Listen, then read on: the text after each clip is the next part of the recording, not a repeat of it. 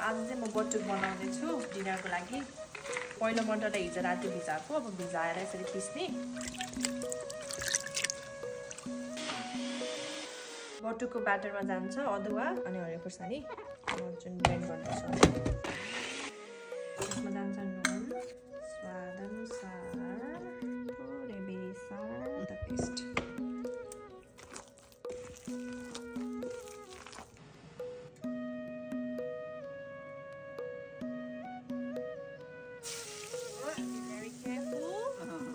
तपाईलाई म कडेल परिवारकै सबैभन्दा दामी बटुक बनाउने मान्छेसित भेटाउँछु। बटुकवाली, मेरो बटुकवाली कहाँ छ?